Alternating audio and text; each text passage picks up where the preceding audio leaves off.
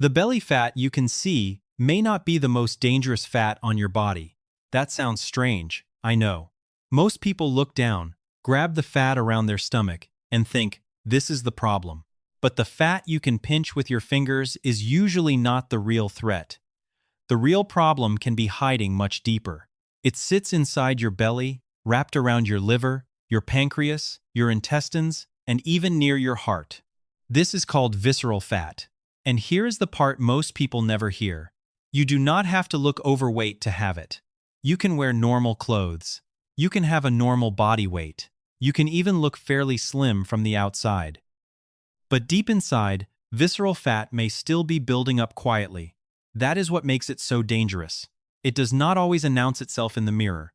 It does not always show up as a big belly right away. Sometimes it works silently, affecting your blood sugar, your inflammation, your energy, and your long-term health. So, today, on Hidden Organ Secrets, we are not going to talk about another extreme diet or some impossible workout plan.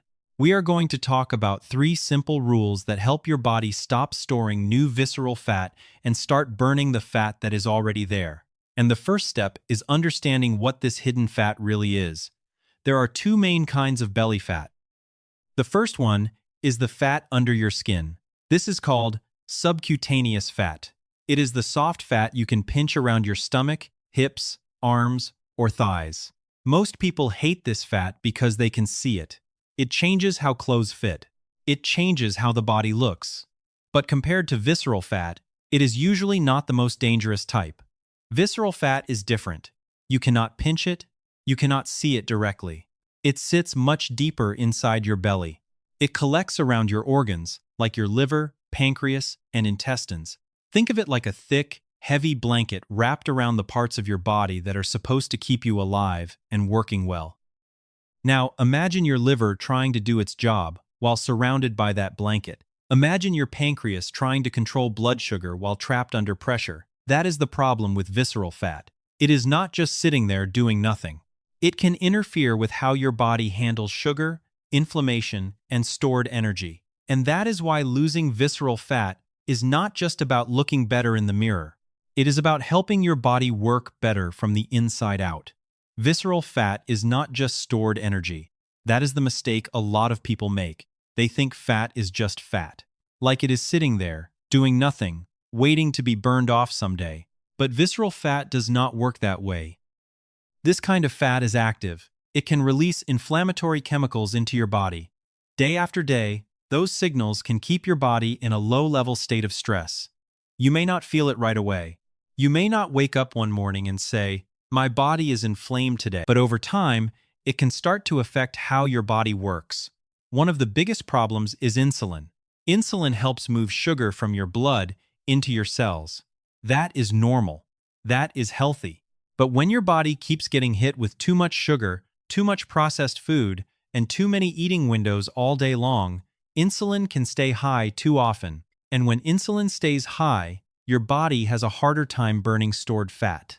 That is one reason visceral fat is so closely connected to blood sugar problems, type 2 diabetes, fatty liver, heart disease, and even stroke risk. So, this is not just about looking leaner. This is about what is happening deep inside your body. Because the fat you cannot see may be the fat putting the most pressure on your health. The biggest mistake is thinking you can punish visceral fat away. A lot of people try to fix it by eating almost nothing or doing brutal workouts they hate. They cut calories too hard. They skip meals randomly. They push themselves in the gym until they feel miserable, and maybe they do that for a few days. But then, hunger hits, cravings come back, energy drops, and sooner or later, they fall right back into the same habits.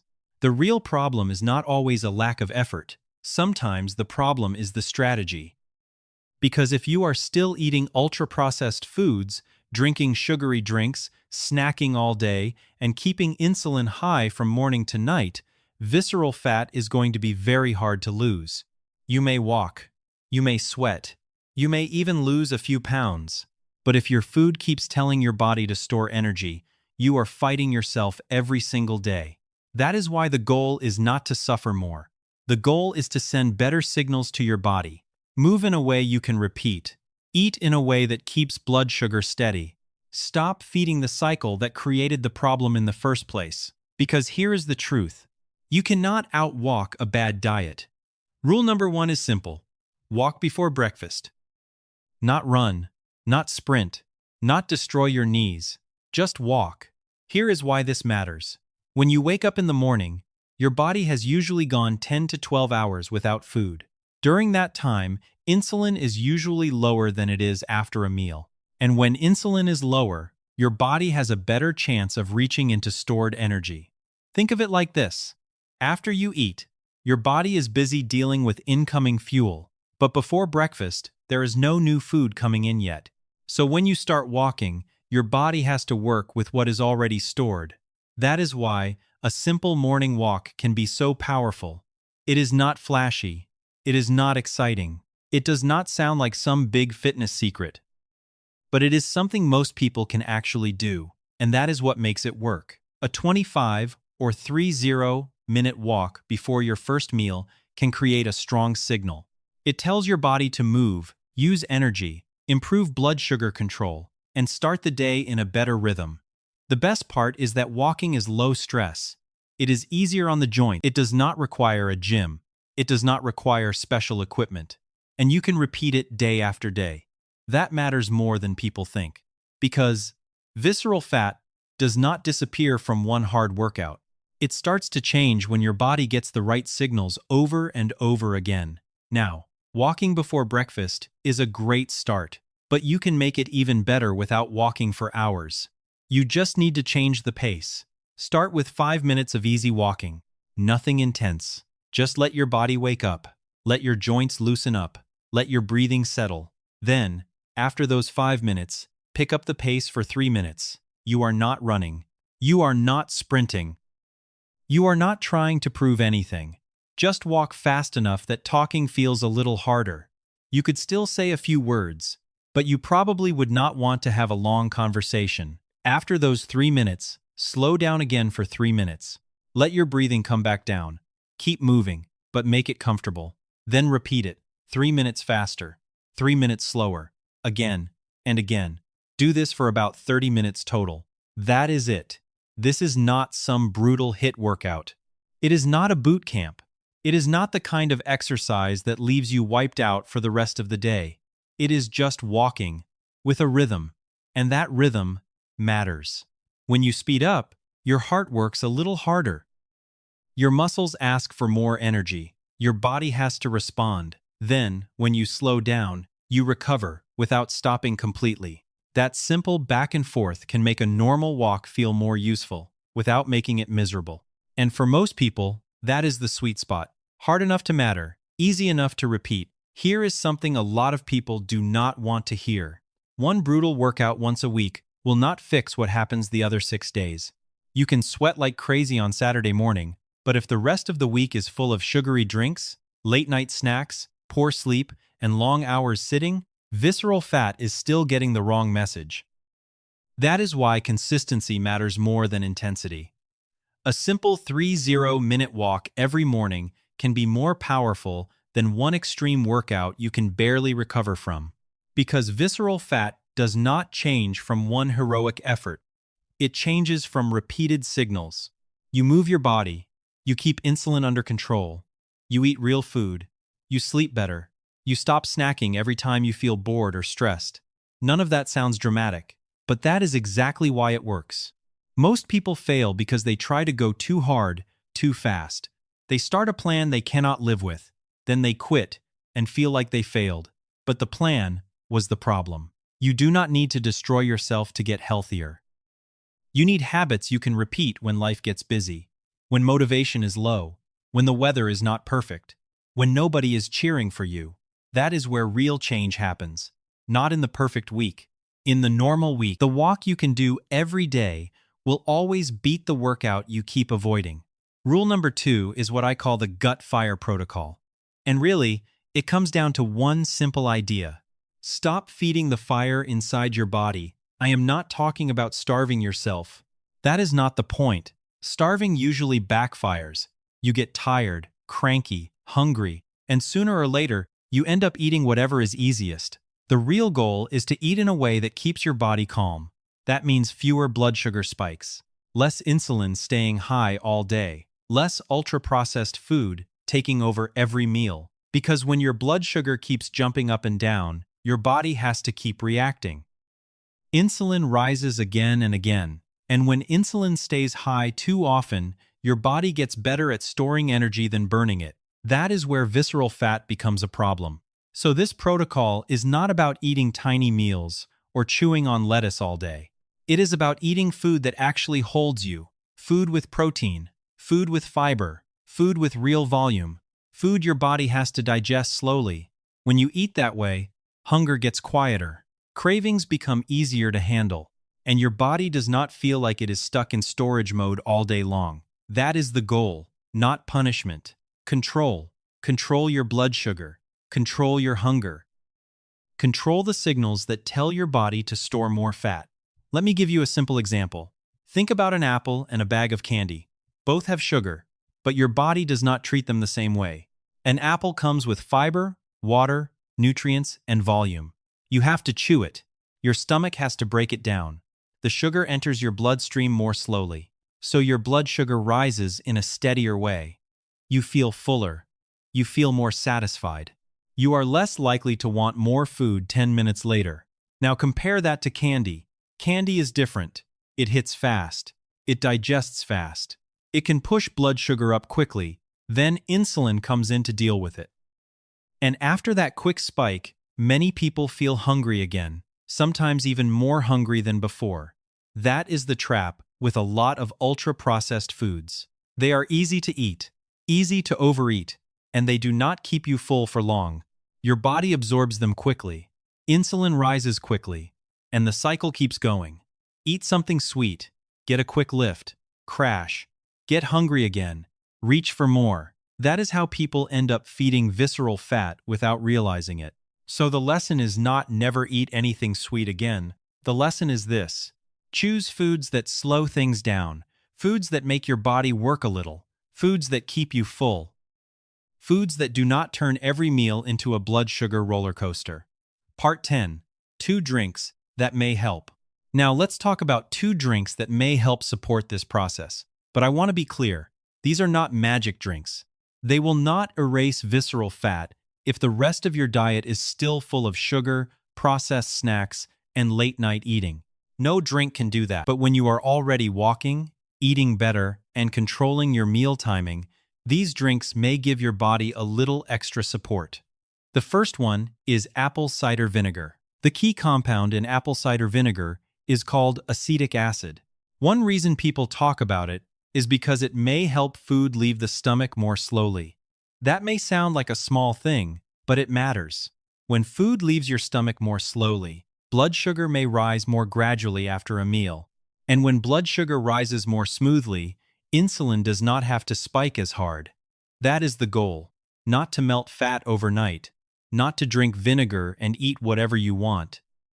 Just to help smooth out the blood sugar response, especially around higher carb meals. If you use it, keep it simple. A small amount, dilute it in water, never drink it straight, because it can be rough on your teeth and stomach. The second drink is green tea. Green tea contains compounds called catechins. One of the most talked about catechins is EGCG. This compound has been studied for its connection to metabolism and fat oxidation. Again, this does not mean green tea is a miracle. But a cup of green tea in the morning or afternoon can be a smart swap if it replaces soda, sweet tea, or sugary coffee drinks. That is where the real win is. Not because one cup changes everything, but because small choices start stacking up. A walk, a better breakfast, less sugar, a cup of green tea instead of a sweet drink. That is how the body starts moving in the right direction. Now, let's keep the food part simple. You do not need rare superfoods. You do not need expensive powders. You do not need a complicated meal plan. You need normal foods that help your body feel full, calm, and steady. Start with fatty fish. Salmon, sardines, and mackerel are great examples. They contain omega-3 fats, which are often linked with better inflammation control and better metabolic health. And that matters because visceral fat loves an inflamed body. So, when you eat foods that help lower that internal fire, you are not just eating for weight loss. You are eating to help your body work better. Next is Greek yogurt. A good plain Greek yogurt gives you protein, which helps with fullness. It can also give you beneficial bacteria depending on the brand and the cultures inside. That is useful because your gut plays a bigger role than most people realize. Hunger, cravings, blood sugar, digestion, all of it is connected. Then you have fermented foods. Kimchi, kefir, sauerkraut. You do not need a lot. Just small amounts can help support a healthier gut environment. After that, focus on the basics.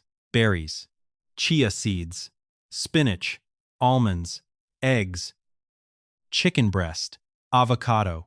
Nothing fancy. These are everyday foods. They are simple, easy to find, and they actually help you build meals that keep you full longer. That is the key. Because the best fat loss foods are not the ones with the loudest marketing. They are the foods that help you stop overeating without feeling like you are fighting yourself all day. Now, let's make this real, because advice means nothing if you cannot use it in normal life. Start your morning with a glass of water. Before breakfast, before coffee, before checking your phone, just give your body water first, then go for your walk. It does not have to be perfect. It does not have to be intense. Just move before your first meal and let your body start the day in a better rhythm. After the walk, have breakfast. A simple bowl can work well. Oats, plain Greek yogurt, berries, chia seeds. That gives you fiber, protein, probiotics, and antioxidants without making breakfast complicated. Mid-morning, have green tea if you like it. Not because it is magic, but because it is a better choice than soda, sweet tea, or a sugar-loaded coffee drink. For lunch, keep it simple again. Choose a fatty fish like salmon, sardines, or mackerel. Add leafy greens. Add vegetables. If you enjoy fermented foods, add a small serving of kimchi, kefir, or sauerkraut on the side. You are not trying to build a perfect diet. You are building meals that keep your blood sugar steadier and help you stay full longer. In the afternoon, if you need something, go with Greek yogurt, berries, or another cup of green tea. Then dinner follows the same basic rule. Protein first, vegetables second, healthy fats third. That could be eggs, chicken, spinach, avocado, tomatoes, or whatever simple whole foods you enjoy. And notice what is missing here. No constant snacking. No sugary drinks all day. No ultra-processed foods taking over every meal. That is the real shift. You are not starving yourself.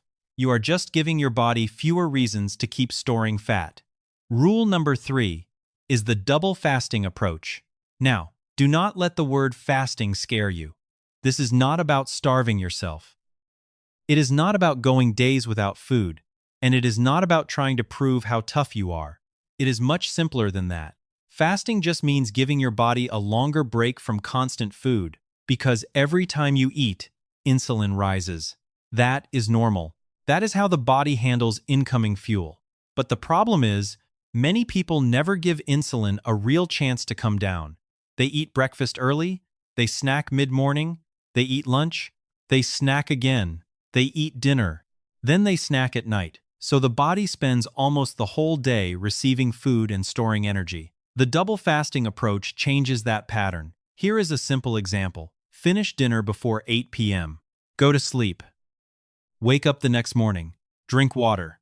Take your walk before breakfast. Then eat your first meal after that. Now, you have stacked two things together. First, the overnight fast, while you were sleeping. Second, the morning window before your first meal. That gives your body more time in a lower insulin state. And when insulin is lower, your body has a better chance of reaching into stored energy instead of always dealing with new food coming in. Again, this is not magic, but it gives your day structure. It cuts down mindless snacking. It reduces late-night eating. It helps your body spend more time using fuel instead of storing it. And for visceral fat, that matters. Now this is where everything starts to make sense, because each rule helps in a different way. Walking before breakfast gives your body a movement signal early in the day. It says, use energy now. Eating the right foods sends a different signal. It says, stay steady. Do not spike blood sugar all day. Do not keep storing energy every few hours. And then meal timing gives your body a break. It gives insulin time to come down. It gives your system a window where it is not constantly digesting, storing, and reacting to food. That is why these 3 rules work better together than they do alone. A morning walk is good.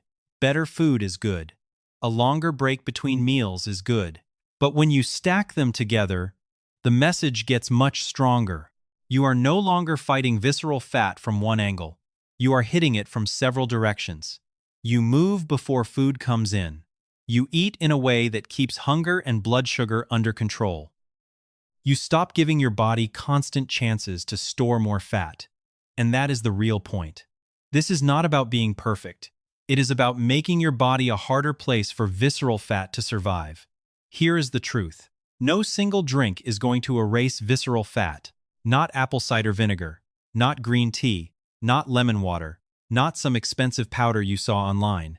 And no single workout is going to fix it either. You cannot do one hard session, sweat through your shirt, and expect years of habits to disappear. Visceral fat is built slowly. It comes from repeated choices. A sugary drink here, a late-night snack there, too much sitting, too little sleep, too many processed meals. Too many days where the body never gets a real break. But the good news is this. It can also change through repeated choices. One morning walk, one better breakfast, one dinner without snacking afterward, one glass of water instead of soda, one night of better sleep. That may not sound exciting, but that is how real change usually looks. Quiet, simple, repeated. You do not need to change your entire life overnight. You just need to stop waiting for the perfect trick and start building the right pattern. Because visceral fat does not leave because of one perfect day. It starts to leave when your normal days get better. Now, let's make this easy to start. You do not need to change everything in one day. That is where most people mess up. They try to fix their whole life by Monday morning. Then by Wednesday, they are tired, hungry, and frustrated. So start small. Day 1. Measure your waist. Do not do it to shame yourself. Do it so you know where you are starting. Then take a simple 15 to 20-minute walk. That is enough for day 1. Day 2. Cut out sugary drinks. Soda, sweet tea, energy drinks, fancy coffee drinks loaded with sugar. Start there. This one change can make a big difference because liquid sugar hits fast and does not keep you full. Day 3. Add protein to breakfast.